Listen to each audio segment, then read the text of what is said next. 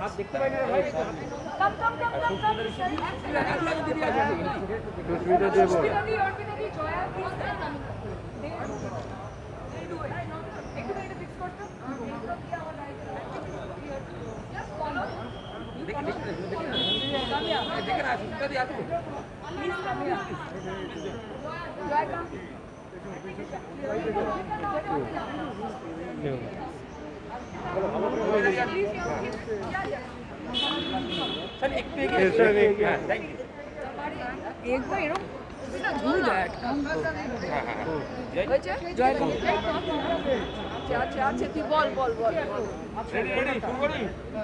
ফোনটা থেকে ঘিরে বাদ দিতে হবে। পোস্টপোন হচ্ছে না সুপ্রিম কোর্টের যে আজকে অর্ডারটা সেটা হচ্ছে কিন্তু আইজি এবং ডিজিপি কে বলেছে যে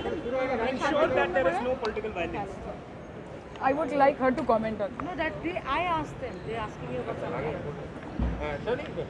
যে তোমার সঙ্গে যে অভিজ্ঞতাটা ঘটলো এবং সেখান থেকে জেলখাটা রাত কাটানো সেই জায়গা থেকে দাঁড়িয়ে এই যা পরিস্থিতি ভোট সুষ্ঠুভাবে হওয়া সম্ভব মনে হয় না, একদমই সম্ভব বলে আমার মনে হয় না। এবং সুপ্রিম কোর্টও এটা নিয়ে বারবার ইন্টারভেন করতে হচ্ছে এবং যদি ওরা বলছে মানে supreme court is giving them orders, but I think it is a total জঙ্গল রাজের সরকার, গুন্ডা রাজের সরকার এবং কোনো মানুষ ছেলে মেয়ে নির্বিশেষে ওখানে নোবডি ইজ সেফ। এবং এটা আমরা ব্যক্তিগতভাবে আমরা প্রত্যেকেই যেখানে দাঁড়িয়েছি what we have gone through, মানে আমি যতদিন সিনেমা করতাম মানে I have lived a film this time in reality and it is dangerous. ত্রিপুরার প্রত্যেকটা মানুষ, আমরা এখন এখান থেকে আসছিলাম, আগরতলার বহু মানুষ আমাদের সাথে সেম ফ্লাইটে এসেছে এবং তারা বলেছেন যে তারা বিপ্লব দেবের সরকারকে নিয়ে অতিষ্ঠ এবং তারা পরিবর্তন চায়, তারা মমতা দিকে চায়। বলছে আমরা ভোট পোস্টপোন করছি না, কিন্তু ডিজিপি আইজিপি কে বলছি যাতে কোনো রকম পলিটিক্যাল ভায়োলেন্স না হয় সেটা এনশিওর করা। ডিজিপি আর আইজিকে ফোন করে পাওয়া যায় না।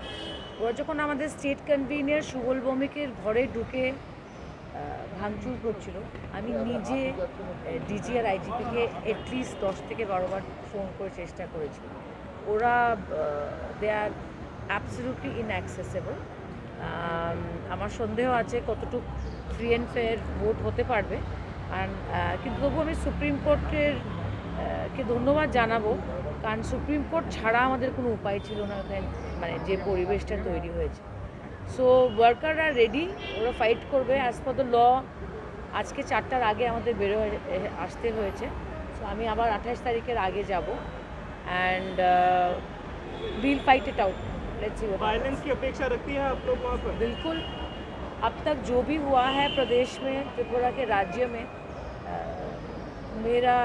मुझे लगता है कि वहाँ पर 25 तारीख को वो वोट डालने ही नहीं देंगे लोग। मतलब इतना भय का माहौल वातावरण है वहाँ पे। দিদি যারা ভোটে দাঁড়িয়েছে তাদের উপরই আক্রমণ হয়েছে এবার এজেন্ট দেওয়া তো আরো টাফ মনে হয়। এজেন্ট লিটারালি আমাদের অনেক ক্যান্ডিডেটরা আছে যারা নিজের ছেলে আর মেয়েকে বলছে ক্যান্ডিডেট পোলিং এজেন্ট হয়ে, কারণ অবভিয়াসলি কেউ ঢুকতে চাইছে না। বাইক বাহিনী ওপেনলি ঘুরে আগরতলার শহরে। So it's a extremely difficult situation. কিন্তু আমি একটা কথা বলে দিই, যেটা অভিষেক বন্দ্যোপাধ্যায় কালকে আগরতলায় বলে গেছে, যে আমরা পিছনে সরব না। এটাই লাস্ট ইলেকশন যে আমরা ব্যাকফুটে আছি।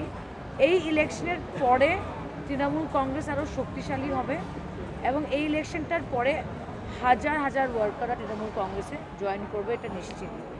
Thank you. Thank you.